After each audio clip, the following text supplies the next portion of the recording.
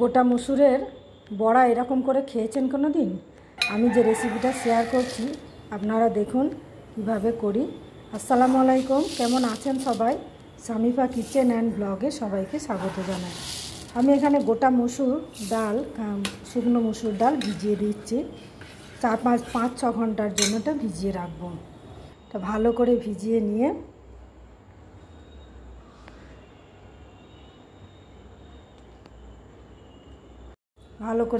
নিয়েছি। 5-6 ঘন্টা পরে ডালটা একটু বেশি নরম হয়ে যাবে, একটু গোটা গোটাই থাকবে, আমি গোটাই নেব। এতে আমি পেঁয়াজ কুচি করে দিচ্ছি, একদম ছোট ছোট করে কুচি কুচি করে দেবো। পেঁয়াজ কুচি করে দিচ্ছি। আপনারা তো অনেক ডালের বড়া বা বড়ি, ফুল বড়ি অনেক কিছু করে খেয়েছেন। এরকম গোটা ডালের পকোড়া করে খেয়ে দেখুন, খুব ভালো লাগে। আমি খুব নিশ্চিন্ত বলতে পারি যে আপনাদেরও এই রেসিপিটা পছন্দ হবে।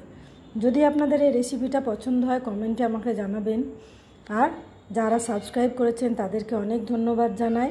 আর যারা এখনও সাবস্ক্রাইব করেননি তারা প্লিজ আমার চ্যানেলটা সাবস্ক্রাইব করুন। 2 কাঁচা লঙ্কা একদম ছোট ছোট করে কুচি কুচি করে নিচ্ছে। আর এটাকে হাত দিয়ে খুব ভালো করে ম্যাশ করে দিতে হবে, অনেকক্ষণ ধরে একটু ম্যাশ করতে হবে।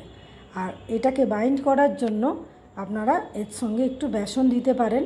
আমার বাড়িতে বেসন ছিল না, সেই জন্য আমি এই মুসুর ডালকেই খানিকটা নিয়ে একটু পেস্ট করে নিয়েছি। তো নুন দিয়ে দিলাম, ধনে গুঁড়ো, জিরে গুঁড়ো, একটু হলুদ, শুকনো লঙ্কার গুঁড়ো আর আদা রসুন সব দিয়ে এটাকে ভালো করে চটকে এটাকে হাত দিয়ে ম্যাশ করতে হবে। এটা একবার করে খাবেন বাড়িতে, দারুণ লাগে খেতে। আমরা খেয়েছি, করেছি, দেখেছি। এইরকমভাবে করবেন। এই দেখুন কিছুটা ডাল ম্যাশ করে নিয়েছিলাম শুধু ওটাকে বাইন্ড করার জন্য। এই গোটা মুসুরই আমি পকোড়া করব। এই গোটা মুসুর ডালের পকোড়া এইভাবে করবেন, করে খাবেন, খুব ভালো লাগে।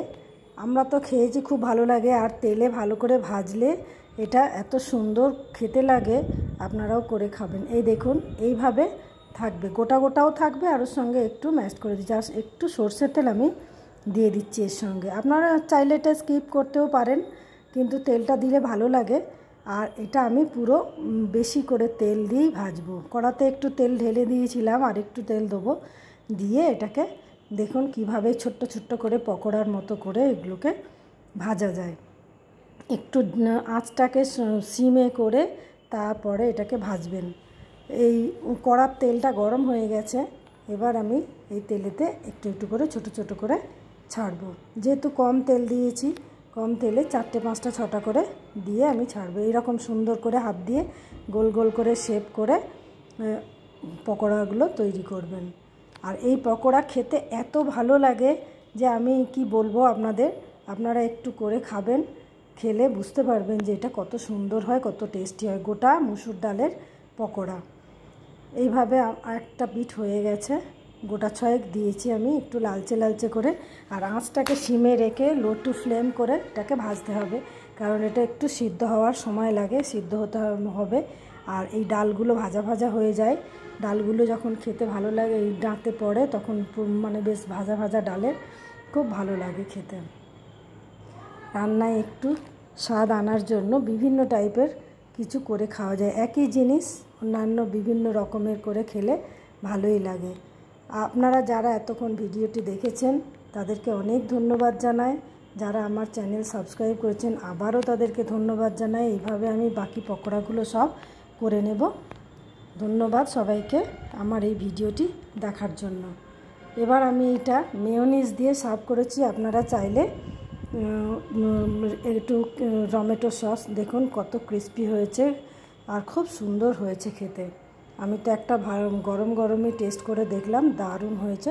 ধন্যবাদ সবাইকে। See you again.